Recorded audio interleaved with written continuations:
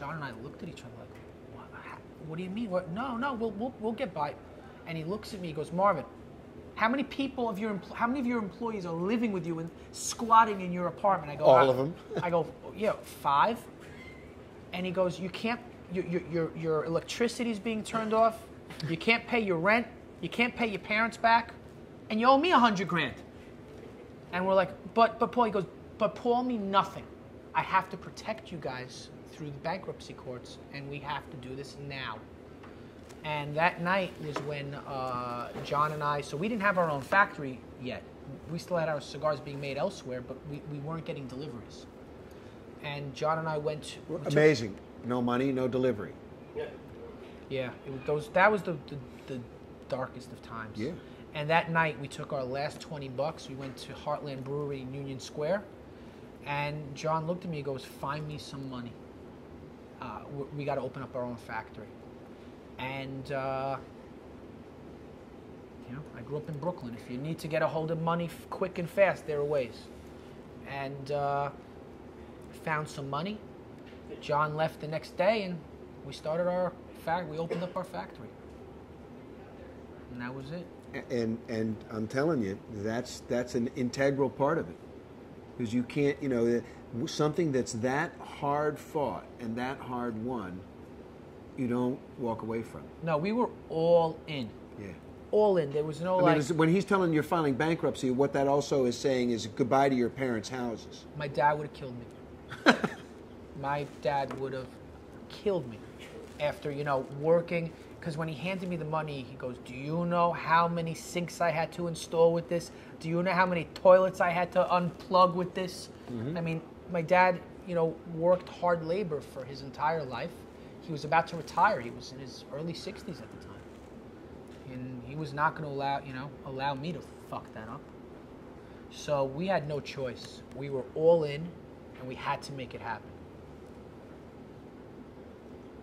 And the amazing thing is that pretty much from that moment, not everything, but the string of products which really reflect you and Jonathan have come out are all market monsters.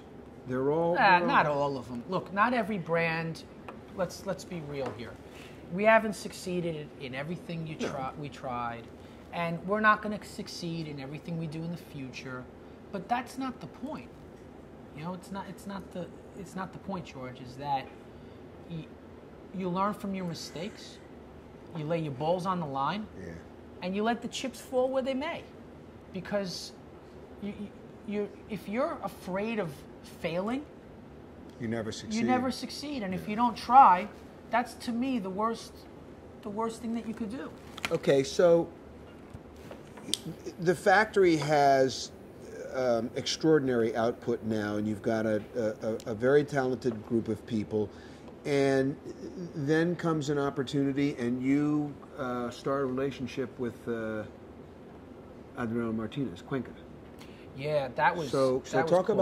about what happened with Oya de Nicaragua, which is a legacy brand as well. Absolutely. So we actually just celebrated a few weeks ago our 5-year anniversary with Oya de Nicaragua. In early 2008, Jonathan was at a tobacco guilders meeting in Nicaragua, comes back to the States, and he says, "Hey, Dr. Cuenca, Alejandro Martinez Cuenca, he's a doctor of economics. He's a two-time former presidential candidate in Nicaragua. He said, how would you like to, we would be honored for you to be the U.S. distributors for the oldest continual brand in Nicaragua, which is Oya de Nicaragua. Their factory opened up in 1968, and other than for weekends and religious holidays, they've been open continuously every day since then." Mm-hmm. So it was, my first thought is, wow, they're the most, I've had met Cuenca a number of times, and, he's a very conservative, very proud man, but very conservative. And here we are. So, but it's been a match made in heaven, where you have one of the most conservative companies, traditional blends, and now you have, you know, us. And I'm very proud of our relationship with Alejandro, his son Juan, the Mario, who's in charge of the factory, Lionel, who's in charge of production. The whole family, they're great. They're amazing people, and I believe that we've both benefited by learning a lot from each other. And there's a different portfolio of Oya Nicaragua products now. Sort of, it's expanded from what used to be the line, but there's one more piece to that puzzle, and it's the thing that got great respect from Cigar Insider not that long ago, and it's given it sort of new life, because I think the Cuenca y Blanco project has been, some people look at it and go, CYB. Right, but it's not, people don't think of it as, it's not fish nor fowl, you know, so it's because it's a typical Drew Estates project. Well, in the sense that it's totally against the grain. In that respect, you could say that, but we're not going to take the credit for that. That was all, you know, Cuenca and Jose Blanco, and the two of them combining and creating a blend that, you know, they're very proud of, and we're very proud to be the distributors. Jose Blanco is a guy who made his bones in this industry in the Dominican Republic with Guillermo Leon and the Leon family, and a lot of many of the great things that happened at La Aurora in the cigar boom and in the adjustment to the post '98 period were all quarterbacked by Jose. So when he decided to leave, it was when he left La Aurora, it was a little bit earth-shattering, maybe too dramatic a way of saying it, but it was pretty big news. And to land in Nicaragua and then say, by the way, here's what I'm going to do, was a bold move.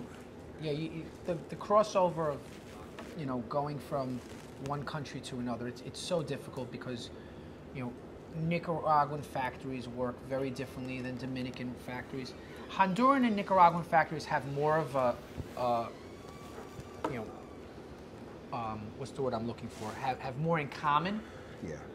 But Dominican factories are very different. The blending, the rolling methods, how the tobacco gets handled in barns. Correct. There's a lot of the way they prep it for rolling, how it gets distributed to the rolling teams, even down to construction methods. Yeah. You know, so they're very. I guess the way to say it is that they're very different philosophies about the genesis of your cigar. Yep. And it's reflected in the tastes, and I mean that's one of the great things. He's adapted quickly, man. Got to tell you. So you know, my props to Jose, and you know, great job for Alejandro. For recognizing that. Yeah. And, to give him the ability to come in and say, let's take your sensibility and your thoughts about this and work with my tobacco and my manufacturing team. It's another little jewel. Yeah. And it's gotten some pretty extraordinary reviews after kind of flying under the radar and not necessarily getting the plaudits that it deserved immediately. I mean, you know, it's not the guys that were trying it didn't say, well, this is cool, but it didn't really get traction. And then, you know, of course, you get the blessing of this of a vehicle like Insider, and boom, people start paying attention to it. Correct. And you know, it's a little bit frustrating because you know, guys come in and they go, "Oh my God, have you got that new cigar?" I said, "Oh yeah, you mean the one I tried to get you to smoke 8 months ago?" You know, but nonetheless, you can't fault the public for that. That's that's my thought about. Only fault you for that. Mental you didn't do real a good estate. enough job. Exactly right. Precisely. I did not present it in the proper way. But thank God, it has new life, and it's another page in this book of you know, market innovation. And he's a character in his own right. Oh yes. And that's, to me, what, like I said earlier, what I love the most is the characters in our industry, the people that I've met who have become my best friends. I don't know if you guys know this, but you know, I don't know of another industry where the competitors, so to speak, have as tight-knit a relationship as our industry. When I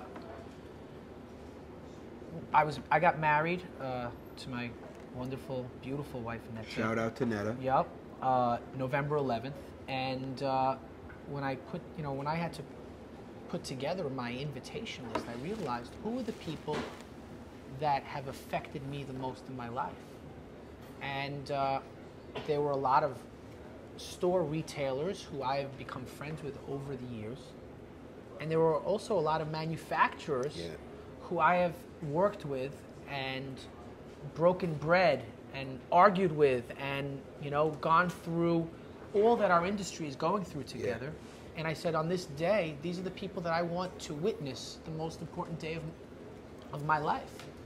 And I don't know if you see that in other industries where competitors will get together and, don't get me wrong, it doesn't change your attitude in the marketplace. Out there, right in there, in that humidor, we're beating the hell out of each other. But we do it in a way that denotes respect and honor. And I'm so proud to be a part of this industry. So many special days, from little moments, like the night George and I and Mike Herklotz, who's now with Nat Sherman. He was the then manager of Davidoff at Madison Avenue in Manhattan. And a bunch of us went out to dinner. It was Jonathan, George, Rocky Patel, Herklotz, a couple other people were there. And after dinner, we went back to the shop. We went back to Davidoff. To the keep upstairs. And we ended up doing a blind tasting of the entire humidor. And we smoked, I don't know, how many, six cigars that night? I think we actually did 7. One of them got put down. And we started at about 1 in the morning. The sun came up as we were finishing. And we had it was just the 7 of us, and we had just such an amazing, special night. And I turned to George, I go, we're going to remember this night as long as we live. Yeah. And it's all because of the leaf, man. It's all because of the love of the leaf. And it's the unifying thread of a lot of people of different ages, backgrounds, disciplines. I mean, think about the range of people in the industry who've dedicated their lives, or at least their adult lives, to the business and come from all kinds of different walks to form a brotherhood and a sisterhood. Yeah. That has a shared love of the leaf, and it's something that I feel so blessed every day to be a part of. Well, so now let's talk about one of the other things that you're doing with many of those same people, your fellow manufacturers, importers, and retailers. And I'm speaking about the reason why we've been lucky enough to have you in Washington a lot over the last year and a half or so. And I'm talking about CRA. Well, yeah, so we're here in Bethesda, Maryland. What are we, like half an hour outside of Capitol Hill? And I've spent a lot of the last 2 years of my time here in D.C. Unfortunately, as much as we all, as cigar lovers, understand what makes this so special, there are those that want to take those rights away from us. Whether those rights be ability to smoke in certain areas, marketing, taxation, and now the FDA is about to regulate premium cigars as well as all cigars. And we're, as an industry, so scared that the way of life that we've enjoyed will be gone forever. Taken away from all of us. Yeah. Because the minute that FDA imposes the kinds of standards that have been on the table, whether or not it's what happens, but the minute that they do that, the industry as we know it is over. And there are many manufacturers that will never be able... Hey, Ralph, can I have my curtain back? Oh, sorry, brother. factories will not be able to produce and distribute the product that we all love. You know, potentially. And that's why we're working so hard to, on the one hand, educate the Center for Tobacco Products of why our products are so different, as well as working on the Hill in Congress to try to get a bill to be passed through Congress that exempts, that defines what's a premium cigar, because there's no definition of what a premium cigar is today. Define what's a premium cigar, and then we ask Congress to take back authority from the FDA. And one of my proudest achievements of my life that I'll take with me to the grave is that in the 112th Congress, 112th U.S. Congress, we had this very bill achieved a majority of co-sponsors in the U.S. House of Representatives. I never imagined this would be possible. Well, especially if you consider that the environment that you accomplished that in is probably the most partisan and rancorous Congress on record in the last, say, 75 years. So to get people from both sides of the aisle to join in... It was bipartisan, and it's the only bill that they say someone like Virginia Fox, a conservative from Virginia, as well as Charlie Rangel, a Democrat from New York, from Harlem, New York, would be on the same bill happily together. And if the United States Congress, which has had such a tough time getting together on anything, could get together on this, what does that say? On a subject that mostly inspires, you know, you can't do it kind of attitude. Oh, everybody told us we couldn't get this done. Right. So I continue to fight on behalf of... And you've dedicated a lot of time and money to this cause. I'm very lucky that I have a supportive wife. In May of last year, we were engaged, and Netta was in the middle of wedding plans. And I came home that night. I said, "Babe, we're moving to D.C." "What do you mean we're moving?" "Yep, we're moving to D.C." A week later, we rented a Suburban, packed up Pepper, my Yorkshire Terrier, and Ginger the boxer, and all of our stuff, and we moved to the Eastern Market District and rented a house for 5 months. And I spent, you know, day in and day out working on this. And honestly, if Homeland Security had seen the basement war room of that house, you guys all would have been carted off in chains. Because hold on. Before, you know, so what I did is in the basement of the house, I had 8 by 10 pictures of every single U.S. congressman. And then I would have, like, you know, an X or a check mark. I would have different rankings of, you know, do we think there'll be a co-sponsor? Yeah, the no symbol through some of their faces and all this stuff. You know, it was extraordinary. I'm telling you, if they had walked in, they just would have dragged them away. That's all there is to it. It's like, okay, you've targeted the leadership of the country. You know, I'm not a lobbyist. Brilliant. I'm a cigar maker. So in order for me to visualize who's who, I just had to print everything out, and literally the whole wall was filled with, you know, 220 members of Congress. No, more. 435 members of Congress. The whole wall was plastered. So, fortunately for him, there wasn't a picture of the president. Otherwise, the word probably would have gotten out, you know. So they didn't need his vote. You're going to get me in trouble here. No. It was a great. I'm telling you that place created the most extraordinary sense of cooperation amongst guys who really are rivals. But at every level of the business, whether it's manufacturing or importation or retailing, look, and everybody was on the same page and pulling in the same direction. George, sometimes with a little bit of discussion, but correct. But you know what, George? I never asked for this. Right. No, none of us did. No. But a byproduct of all the struggles we've went through is I've met some of the best friends in my life. You know? Great guys. A guy like Mike Copperman, who's the legislative director of Cigar Rights of America. This guy's now a brother for life. Yeah. You know, retailers like John Anderson, who owns this store, like Gary Pesh, you know, who owns Old Virginia Tobacco, you know, manufacturers who I knew, I was friends with, but now, you know, we're in this, you know, battle together, fighting for our lives.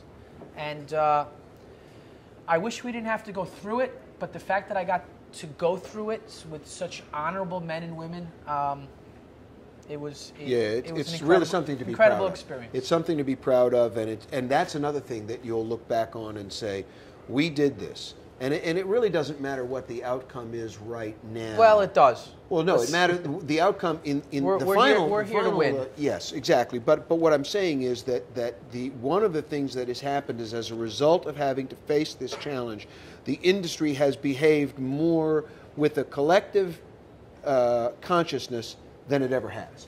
Because in the past, and I mean, obviously, I'm speaking from 40 years of experience. Getting these guys together and deciding to go follow one path it's like herding cats. Correct. It's but impossible. a lot, it has been impossible. You guys accomplished something that everybody no matter which side of the divide they've been on, have said, "Oh my God!" And how successful they've been at this, how good. An indicator of their progress in this is that unfortunately, the side effect was that it woke up our opposition and started taking us seriously. True, but George, the story that I've been telling all you guys, yes, it's unique, but there's so many unique stories in our incredible industry of characters. I mean, when you talk about, companies and people like, Orlando Padrone and what he had to go through to start his company. And the Fuentes. Burned out of every factory. Correct. And Rocky Patel starting out, from scratch. Driving around with product in the trunk of his car. Correct. And retailers who started from nothing.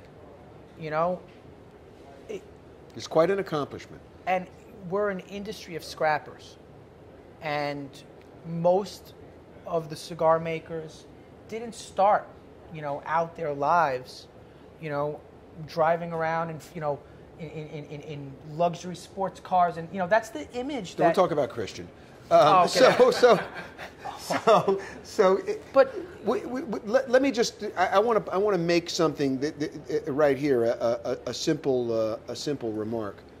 What he has done, and what guys like Rocky and Christian and Lido and Carlito have done in sacrificing time away from their businesses and walking the halls of Congress and doing all of this under the aegis of CRA and your lobbyists, and having IPCPR finally everybody on the same page and moving forward, is all on behalf of everybody in this room.